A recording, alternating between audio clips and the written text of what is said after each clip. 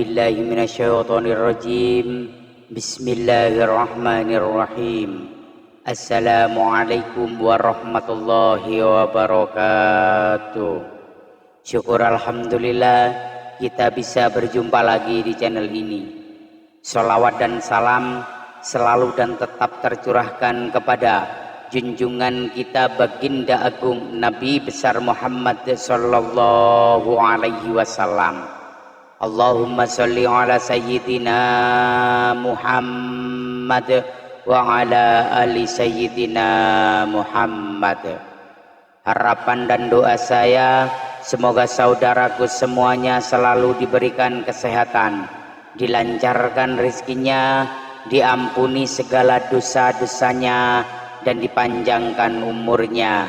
Amin ya rabbal alamin. Sahabat beriman yang dirahmati Allah, manfaat menikah dalam Islam bukan hanya menyatukan dua orang laki-laki dan perempuan saja, akan tetapi secara tidak langsung pernikahan juga menyatukan dua anggota keluarga, yaitu keluarga laki-laki dan keluarga perempuan. Di zaman sekarang mungkin sudah banyak kasus percekcokan antara menantu dan mertua. Hal ini mungkin bisa terjadi karena kesalahpahaman atau perbedaan pendapat di antara keduanya. Bagi beberapa pasangan, hal tersebut bisa menyebabkan konflik dalam rumah tangga. Bahkan yang lebih parah, hubungan yang kurang baik antara mertua dan menantu bisa berdampak pada keretakan dalam rumah tangga seseorang. Untuk menghindari hal tersebut, Islam menyarankan kepada pasangan yang sudah menikah sebaiknya tinggal terpisah dari kedua orang tua, karena kita semua, mertua maupun orang tua, bisa sejalan dengan pemikiran dari menantu atau bahkan anaknya sendiri, sehingga kehadirannya terkadang justru membawa sisi negatif dalam rumah tangga. Inilah beberapa dosa besar yang dilakukan mertua kepada menantunya. Yang pertama adalah menuntut menantu harus sesuai dengan keinginannya. Kita semua tahu setiap manusia pasti dibekali dengan kelebihan dan kekurangan. Masing-masing ada yang pandai dalam hal memasak, tapi kurang pandai dalam hal mengurus anak. Ada yang pandai mencari rezeki, tetapi kurang pandai dalam mendidik dan lain sebagainya. Oleh karena itu, sebaiknya para mertua juga menyadari akan kelebihan dan kekurangan dari menantunya, dan tidak perlu memaksakan kehendak sesuai dengan apa yang diinginkan. Apabila ada seorang mertua yang menuntut menantunya harus sesuai dengan keinginannya, maka hal tersebut sangatlah tidak dibenarkan dalam ajaran agama Islam. Bahkan bisa memicu pertengkaran antara mertua dengan menantu yang ujung-ujungnya hanya akan mendapatkan dosa besar. Pesan untuk para mertua dalam hal ini, daripada hanya bisa menuntut, alangkah lebih baiknya jika para mertua mendoakan yang terbaik untuk anak dan menantunya, supaya tercipta keluarga yang sakinah, mawaddah, warahmah. Lalu yang kedua adalah ikut campur urusan rumah tangga menantu. Entah sadar atau tanpa disadari, mertua sering ikut campur dalam urusan rumah tangga dari menantunya. Padahal mencampuri urusan rumah tangga menantu merupakan hal yang tidak dibenarkan dalam syariat agama.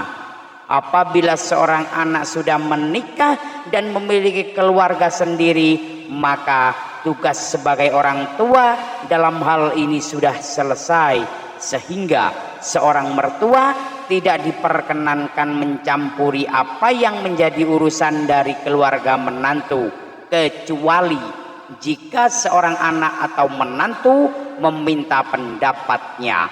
Oleh sebab itu, apabila sudah menjadi mertua, hendaknya hindari sebisa mungkin mencampuri urusan keluarga anak dan menantunya. Boleh-boleh saja mengawasi atau mengarahkan, akan tetapi seperlunya saja dan tidak perlu berlebihan. Bahkan jika Anda seorang menantu yang tinggal serumah bersama mertua, sekalipun keluarga anak menantunya sedang bertengkar, mertua tidak dianjurkan untuk ikut campur sedikit pun. Biarkan seorang anak tersebut mencari solusinya sendiri, karena tidak ada satupun rumah tangga seseorang yang tak luput dari permasalahan. Lalu yang ketiga adalah memandang rendah dan menceritakan kejelekan menantu. Mungkin kita pernah melihat atau bahkan mendengar sendiri ada seorang mertua yang sering memandang rendah menantunya atau bahkan menceritakan menantu di belakangnya.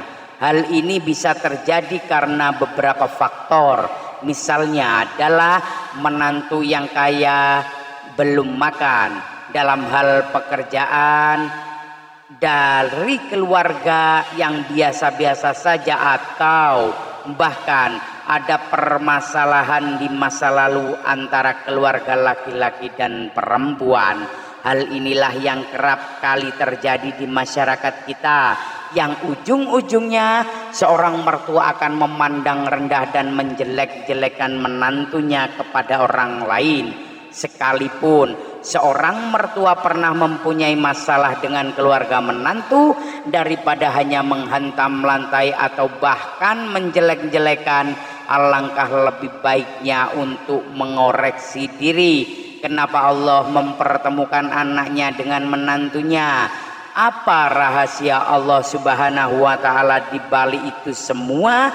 Mungkin ada hikmah baik yang bisa dipetik dari seorang mertua dari hal tersebut. Atau bahkan jika menantunya adalah seorang yang biasa-biasa saja dan belum memiliki sesuatu apapun karena masih dalam tahap berjuang, alangkah lebih baiknya jika seorang mertua memberikan motivasi dan mendukung sepenuhnya apa yang dikerjakan oleh menantunya, selama hal tersebut baik dan tidak menyimpang dari syariat agama.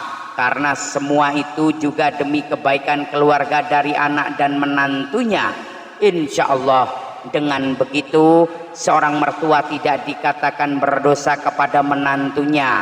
Pesan untuk para mertua dalam hal ini adalah sebaiknya hindari ketiga dosa besar tersebut dan membiarkan anak maupun menantunya memilih jalannya sendiri, sekalipun seorang menantu masih tinggal serumah dengan mertua. Insya Allah dengan begitu akan tercipta satu keluarga besar yang harmonis. Mari kita semua berdoa, semoga Allah Subhanahu wa Ta'ala selalu melimpahkan rahmat dan berkahnya untuk kita semua. Amin, amin ya Rabbal Alamin. Wallahu a'lam bissawab. Demikian yang dapat saya haturkan, semoga bermanfaat untuk kita semua. Mohon maaf atas segala kekurangan. Usikum wa nafsi bittaqwallah. Assalamualaikum warahmatullahi wabarakatuh.